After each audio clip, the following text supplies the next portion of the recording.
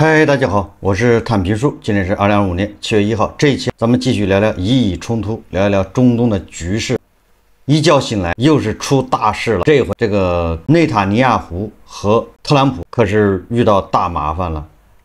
伊朗最高宗教领袖发布针对特朗普和内塔尼亚胡的教令。伊朗什叶派最高领袖周日针对总统特朗普和以色列总理内塔尼亚胡颁布了宗教法令，称特朗普和内塔尼亚胡是真主的敌人，称他们为反真主之战者，并呼吁穆斯林反抗他们。根据该媒体报道，大阿亚图拉叫纳西尔·卡拉雷姆·希拉奇的教令呼吁全世界穆斯林采取立场。该法规定，任何挑战或危害伊斯兰社会领导地位和团结的个人或政府都将被视为军阀或叛徒，即向真主发动战争的人。也就是根据这个宗教领袖他的教令，那么认定特朗普和内塔尼亚胡是向真主开战，向真主发动战争，这个事可就大了。根据伊朗的法律，被认定为真主的这个敌人，那将面临什么呢？面临处决、钉十字架、截肢或者流放。就问内塔尼亚胡和特朗普怕不怕？他们选哪一个？马卡雷姆在裁决中表示，那些威胁伊斯兰世界领导地位和完整性的人将被视为军阀。他最后祈求免受这些敌人的侵害，并祈求什叶派伊斯兰教的救世主马赫迪早日归来。这不是伊斯兰神职人员第一次利用教令发布追杀令。最经典的案例是1989年针对作家萨尔曼·拉什迪的小说《撒旦诗篇》出版后的法令。许多穆斯林认为这部小说具有冒犯性。这一教令迫使拉什迪躲藏起来，并且导致一名日本翻译被杀，并多次袭击该书的出版商。此后，拉什迪多次遭遇暗杀。也就是说，这个伊朗的最高宗教领袖发布的这个教令，让特朗普和内塔尼亚胡现在陷入麻烦。特朗普和内塔尼亚胡现在已经是瑟瑟发抖。不过，伊朗什叶派最高宗教学者之一，83岁的叫马卡雷姆，他6月30号颁布的这个教令也引发外界的担忧和讨论，还有大家批评他煽动宗教极端主义，甚至是恐怖主义。英国和伊朗双重国籍时政评论员叫尼亚克·葛巴尼强烈谴责该言论，认为这是伊朗政权以宗教之名鼓动全球暴力的行为。他指出，德黑兰当局已将打击对象从国内意见人士扩大至全球反对者，暴露其跨国恐怖主义野心。当然了，同样深陷麻烦的不光是特朗普，还有内塔尼亚胡，还有一位知名人士，就是国际原子能机构总干事格罗西。格罗西现在也是麻烦之中。伊朗方面愤怒地宣布说，格罗西一旦抵达伊朗，就将以为摩萨德从事间谍活动的罪名处决他。这个伊朗指责国际原子能机构总干事格罗西充当了以色列的间谍，不再允许他进入伊朗核设施，不再允许他再安装摄像头监控伊朗的核设施，并且把伊朗核设施上的国际原子能机构装的摄像头监控设备全部拆除。也就是格罗西如果一旦踏上伊朗的领土，很有可能被按照摩萨德特工对待。伊朗媒体国家电视台现在是不停的滚动播放伊朗击落美国 B-2 隐形轰炸机、以色列的 F-35 战斗机的画面。现在又增加了一款新式的摩萨德专用客机画面，这个主要是增加宣传效果。滚动播放。6月30号，根据伊朗伊斯兰共和国通讯社报道，伊朗议会投票通过了一项法案，正式禁止使用美国企业就是 SpaceX 公司提供的星链互联网服务。根据该法案，违者将面临罚款，最高2年监禁或鞭刑处罚。此前，伊朗政府已严禁使用星链设备，并对其实施了严格的进口限制。但部分民众为规避网络监管，任意高价非法购买其设备。西亚新闻社数据显示，近2年伊朗新链用户数量激增，截至2025年2月已达3万人。那这3万人，你再用新链，那就要受鞭刑，甚至2年监禁。伊朗警方在德黑兰南部突袭了一家工厂，逮捕了数名阿富汗人。这些人被指控对伊朗伊斯法罕防空系统的无人机袭击有关。据信，他们为以色列摩萨德工作。可以说，现在伊朗国内是鸡飞狗跳，到处在抓这个间谍、抓特务啊。伊朗继续放狠话，伊朗武装部队说已经准备好应对任何新的侵略行为。当地时间6月30日，伊朗武装部队总参谋部发言人谢卡尔奇表示伊朗已准备好应对任何新的侵略行为。谢卡尔奇表示，以色列不可信任，伊朗武装部队比过去准备的更加充分。如果以色列进一步对伊朗发动侵略，他们将面临毁灭性和压制性的回击。我就感觉伊朗发言人这个词汇不够用了，这是飙狠话，这些狠词儿越来越少。毁灭性和压制性的回击。6月30号伊朗国内突传最大的炼油厂突然剧烈爆炸，这个目前到底是以色列干的，还是说是他自己的失误造成的，这还不清楚。但是这个炼油厂那可是伊朗的经济命脉，很有可能是以色列人干的。所以6月30号，伊朗总参谋长对外发布严厉警告称，已经感觉到以色列这次停火没有诚意，有可能会再次对伊朗发动袭击行动。如果以色列胆敢袭击，伊朗必将全力以赴做出回应。这个以色列总理内塔尼亚胡6月30号表示，他说，随着对伊朗军事威胁的成功打击，以色列消除了2个对国家生存构成致命威胁的源头，即伊朗的核武与弹道导弹项目。他指出，这场胜利为以色列开启了许多机遇，也就是内塔尼亚胡到现在他还坚持认为对伊朗的核计划打击是十分成功的。但是这个伊朗的专家说，福尔多核设施不太可能被完全摧毁。伊朗国际事务专家穆罕默德·侯赛因瓦西迪向俄罗斯卫星通讯社表示，尽管纳坦兹和福尔多的核设施是美国袭击的目标，但有证据表明所有重要的东西都事先从那里移走了。他指出，此外，由于福尔多设施深度很深，不太可能被完全摧毁。他补充说，因此西方一直专注于遏制伊朗的导弹计划，因为摧毁导弹计划比摧毁核计划更难。欧洲国家由于地理上靠近伊朗，认为伊朗导弹的威胁比美国认为的更为严重。然而，由于美国在中东有众多基地，他们也不能认为自己很安全。今天财新网刊登一篇文章，叫《复盘以以谍战，伊朗何以被渗透至此》。他这个文章说，截至6月24号，说以色列与伊朗的12日战争，在美国的直接介入下被陡然叫停。尽管以双方宣布自己取得了历史性胜利，但自冲突爆发的第一天起，伊朗蒙受的损失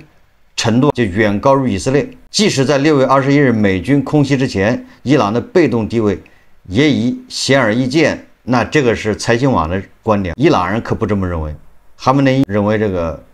伊朗是取得了全面的胜利，美以那是可耻的失败。你不能按照绝对的人数、伤亡人数去比较，没有办法比。伊朗受伤的、死亡的那都是低质量的，以色列受伤的、死亡的都是高质量的，你怎么比？虽然说伊朗军方有多名高级官员被杀，同时被确认身亡的还有超过10位伊朗核科学家，那这些也是损失可以忽略不计，甚至要辩证的看，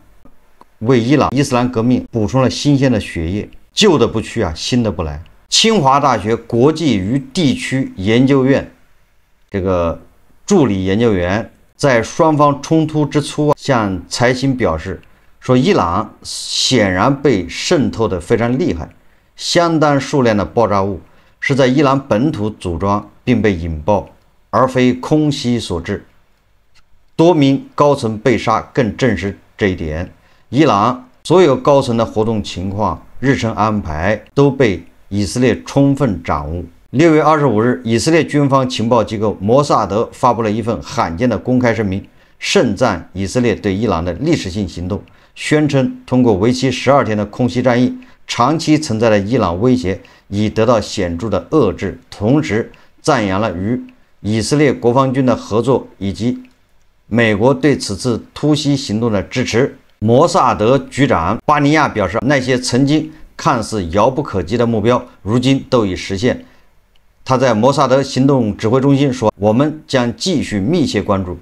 所有已知的伊朗项目，我们对他们了如指掌，并将一如既往地保持存在。”此外，他还感谢了美国中央情报局，称其合作为行动成功提供了可能。这个财经网说，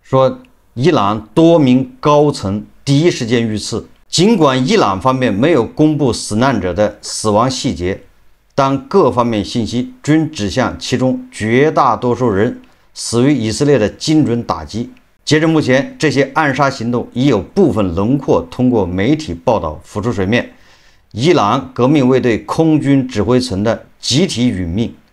是目前获得最多披露的案例。袭击导致包括伊朗革命卫队航空航天部队司令叫阿米尔·阿里·哈吉扎德在内的多位空军将领死亡。据多家媒体报道说，以色列方面截获了空军指挥层在6月12日夜间秘密召集会议的时间地点，并对其发动了精准打击，就是叫一窝端。另有消息表示，革命卫队空军指挥层的这次秘密会议本身即为以色列情报部门刻意诱骗的结果。6月14日，一名以色列高级安全官员向美国的福克斯新闻透露，以色列欺骗了伊朗空军高级指挥官，让他们聚集开会，随后对伊朗革命卫队地下指挥中心进行了定点打击，导致伊朗革命卫队多位空军领导人死亡。同时，《纽约时报》援引几位匿名伊朗高级官员和革命卫队成员的话表示，伊朗领导层未曾料到以色列会在原定6月15日在阿曼举行新一轮谈判之前发动袭击，导致未曾就可能的袭击做出防范。革命卫队航空航天部队指挥官哈吉扎德及其高级参谋人员无视禁止聚集的指令，这一疏漏直接导致了他们遇袭身亡。前述援引伊朗方面信源的《纽约时报》报道称，以色列袭击当晚，高级军事指挥官没有前往安全屋避难，而是留在自己家中，这是一个致命的决定。如果属实，这一局面表明以色列已经完全掌握了伊朗高级指挥官的行动轨迹和住处等信息。在已宣布停战以后，一名以色列军官向美联社表示，他此前负责整理一份伊朗将领名单，包括他们的工作地点和闲暇时间活动等详细信息。军事指挥官之外，以色列于同期发动了对伊朗核科学家的暗杀细节，仍无法获知。以色列 N12 新闻频道报道称，以色列特工使用秘密武器，同时暗杀了9名在睡梦中的伊朗顶级核科学家。目前尚不清楚这些科学家遭遇的袭击是由空投武器还是地面发射的武器发动，后者可能是在目标附近发射的。这个伊朗的导弹防御系统陷入瘫痪，多名媒体援引匿名以色列安全官员的话称，在空袭行动前，摩萨德特工在伊朗境内部署了爆炸无人机，并对伊朗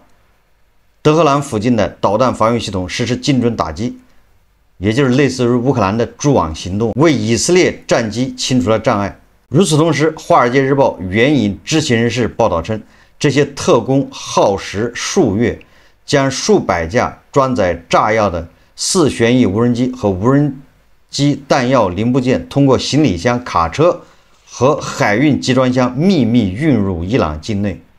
你这不跟乌克兰的这个安全局做法一样吗？到底谁学的谁呢？这个说明伊朗确实这个反应非常迟钝，这个伊朗这个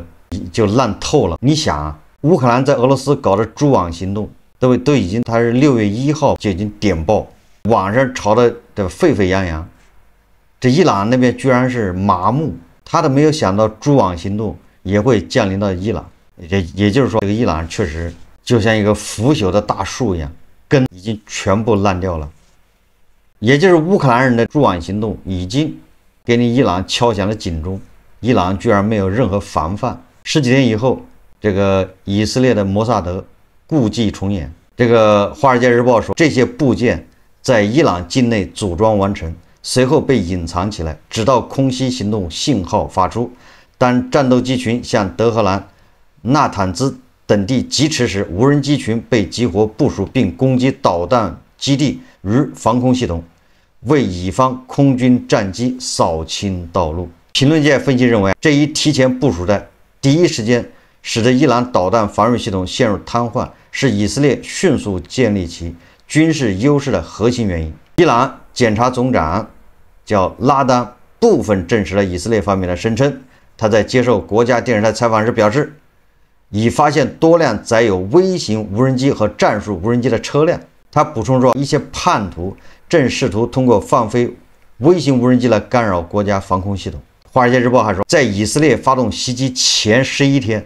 类似的操作曾被乌克兰用于攻击俄罗斯境内军用机场，就是乌克兰安全局的这个蛛网行动。所以说，伊朗人真的是无药可救。当然了，这里指的是伊朗的神棍政权。这个文章说，以色列情报部门在伊朗的高度渗透，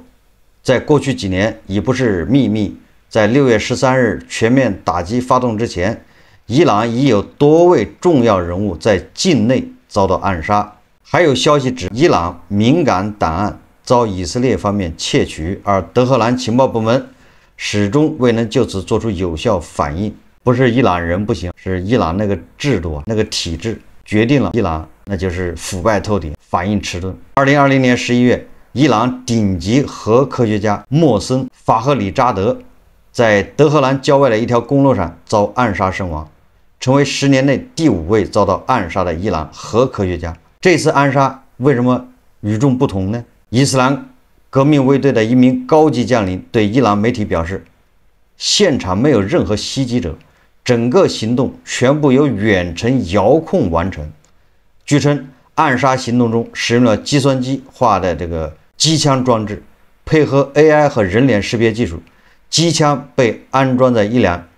日产皮卡车上，通过卫星在线遥控，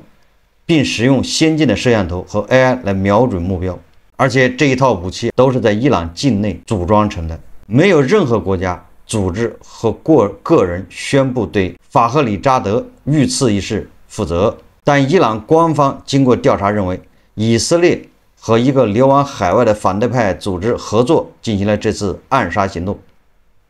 以色列没有就此做出评论。4年后，又一起震惊世界的刺杀行动在德黑兰发生。2024年7月31日凌晨，哈马斯政治领袖哈尼亚在首都德黑兰下榻的宾馆内遭暗杀身亡。伊朗伊斯兰革命卫队则在之后的发布声明称，哈尼亚是被一枚弹头重约7公斤的短程炮弹击中身亡。声明没有就空袭刺杀给出细节，但强调称对哈马斯领导人遇害的报复将在适当的时间、适当地点和以适当的方式进行，并将哈马斯领导人的死归咎于以色列的恐怖主义犹太复国主义政权。自2020年1月，伊朗革命卫队圣城旅指挥官苏莱曼尼在伊拉克遭美军炸死以来，伊朗的情报漏洞问题日益为人所知。此后，法赫里扎德和哈尼亚的2次遇袭更将其安保问题进一步凸显出来。其何以遭到如此程度的渗透，则仍是各方争议的话题。2024年10月，伊朗前总统内贾德向 CNN 土耳其语频道称，伊朗情报部门为打击在伊朗工作的摩萨德特工而设立的机构负责人，事实上为摩萨德工作。就是伊朗国内专门反摩萨德的这个机构领导人，却是摩萨德的特工。你说这叫什么事？伊朗情报小组中负责监视以色列间谍活动的另外20名特工也背叛了德黑兰。据他声称，所有这些以色列间谍都成功逃离了伊朗，并居住在以色列。1个月后的2024年11月，伊朗最高领袖哈梅内伊的亲密顾问之一拉里贾尼向官方通讯社承认，以色列在伊朗的渗透问题近年来变得非常严重。曾担任前总统鲁哈尼顾问的一位前伊朗部长在2022年表示，由于以色列间谍机构的渗透，德黑兰的高级官员应该担心自己的生命安全。2024年秋天，以色列空袭炸死了黎巴嫩真主党领导人纳斯鲁拉。法国《巴黎人报》随后援引黎巴嫩消息人士话报道称，是一名伊朗的间谍向以色列通报了纳斯鲁拉的所在位置。同期，以色列还对黎巴嫩真主党发出了史无前例的传呼机引爆行动。整体而言，伊朗方面仍落入明显的下风，也就是大家都知道，伊朗被渗透成筛子了。在伊朗的高官人人自危，他们的一举一动，他们的行踪都被以色列的摩萨德掌握，实时掌握。能公布出来的都是一小部分，我相信隐蔽的还有很多不为人知的，他根本就没公布，这才是可怕之处。那伊朗为什么被渗透成筛子呢？对吧？那伊朗对以色列也有间谍活动，怎么以色列没有被渗透成筛子？还是得不得民心的问题。你一个政权它就不正常，它就得不到伊朗民心。那些伊朗人，对吧，比以色列人更加痛恨这个神棍政权，那你怎么指望伊朗人保护这个神棍政权呢？他恨不得这个神棍政权马上就倒台。不有一个笑话吗？以色列人摩萨德，对吧，在伊朗招聘这个特工，伊朗人问给多少钱，以色列人说$15,000，那伊朗人就说行，能不能分期付款？也就是说，伊朗人不仅叫自带干粮，自掏腰包，愿意为以色列人干活。也就是说，伊朗的这个神棍政权是有多么的不得人心。你还能说明什么问题？所以说来说去，这个伊朗只要还是教士集团把持，还是这种神棍政权在台上，他就好不了，他只能被以色列、被美国按在地上摩擦。这是伊朗的制度、伊朗的体制决定的。所以反过来说，咱们一直强调的，对伊朗的教士集团、对伊朗的神棍政权来说啊，他的头号敌人并不是美国，也不是什么以色列，他的头号敌人是伊朗人民。所以伊朗的教士集团、神棍政权防伊朗人民胜于防以色列和美国。当你理解到这一点的时候，你就知道伊朗为什么会被渗透成这么严重。答案就在这儿。好，这期节目我们就聊到这里，感谢大家收看。如果喜欢我的节目，欢迎订阅、转发，也可以在下方留言评论。谢谢大家。